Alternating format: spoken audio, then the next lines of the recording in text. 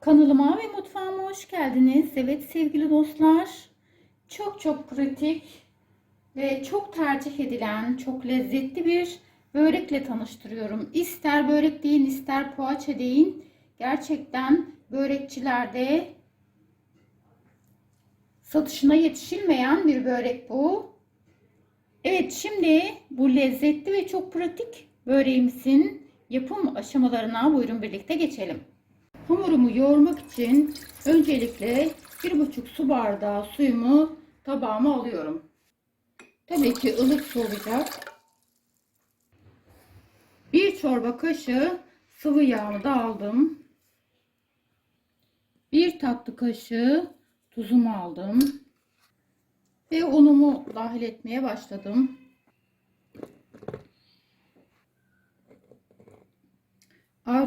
Artık hamurumuzu yoğurmaya başlayalım.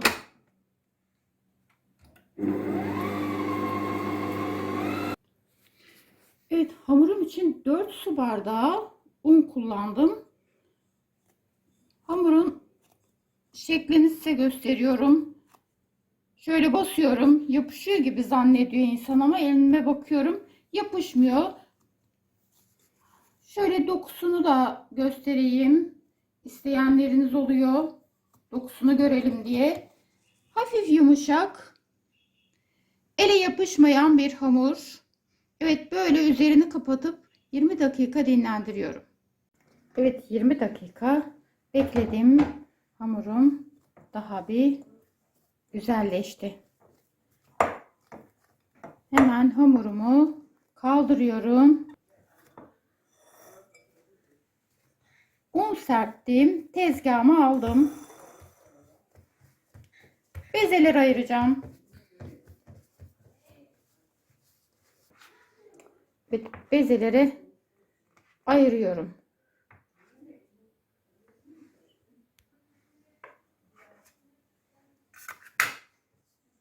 Bezelerimizi oluşturalım.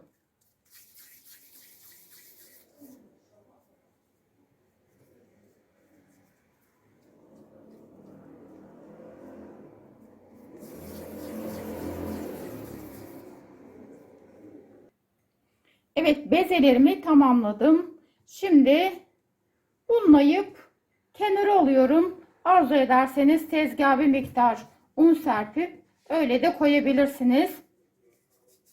Aynen bu şekilde. 12 tane bezem oldu. Üzerini örtüp bir 10-15 dakika böyle dinlendireceğim.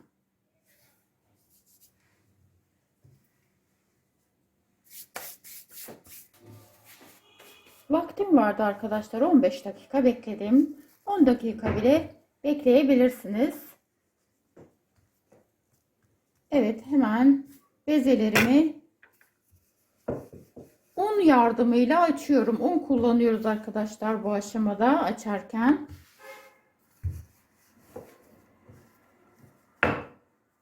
Sorun yok. İşte böyle ununu az kullandık mı gördüğünüz gibi yapışabiliyor. Unlayın, tekrar açın.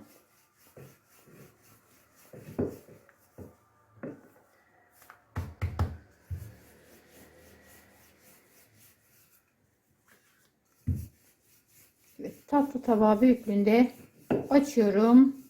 Kenara alıyorum.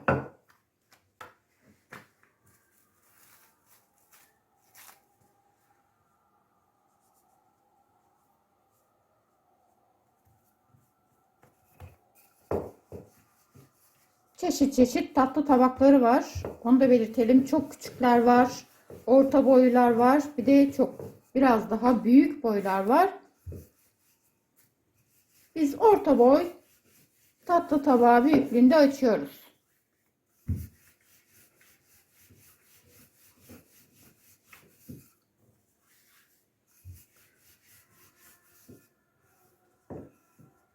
Ununu biraz daha aldırarak kenara alıyoruz. Evet, gördüğünüz gibi açtık güzelce. Evet, bu şekilde fazla unlarını almış oluyoruz. Kenara şu şekilde alalım.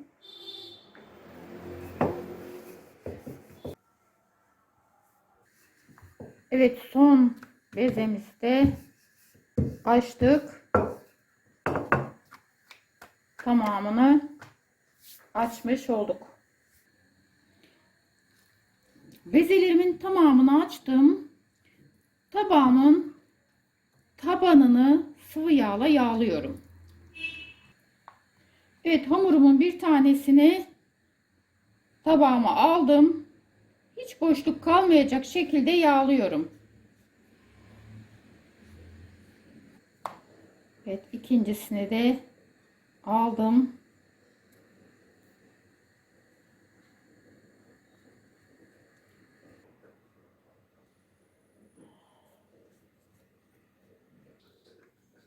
Evet, son bezemi de aldım tabağıma. Pardon, bezemi diyorum. Hamurumu aldım. Evet. Onu da hiç boşluk kalmayacak şekilde yağlıyorum. Evet, şöyle üzerini kapattım. Buzdolabına kaldıracağım. Normal bölümünde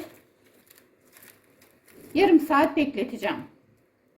Hamurum dolapta yarım saat bekledi. Tezgahımı yağlıyorum. Hamurumu açmaya başlayacağım. Evet, hamurumu hemen tezgahıma alıyorum. Üzerine de bir miktar yağ döküyorum. Açıyorum. Evet, ucundan tuttuğumuz gibi açılıyor, görüyorsunuz.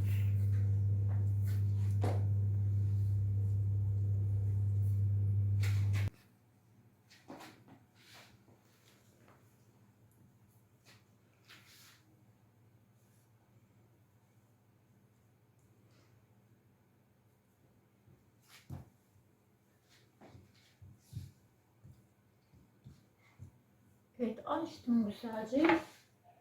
Üzerine şöyle çiseleme şeklinde biraz daha yağ döküyorum. Şöyle bir ucundan tutup kaldırıyorum.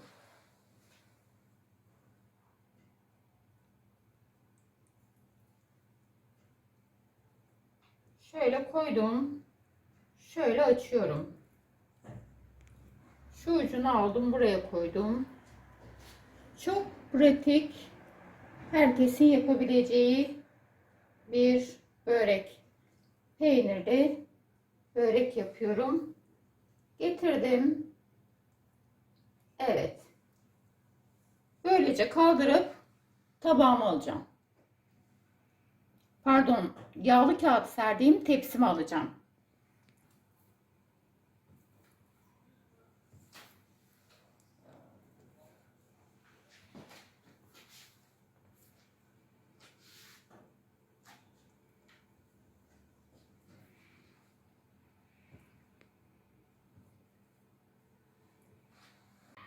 Evet, şimdi üzerini kapatıyoruz.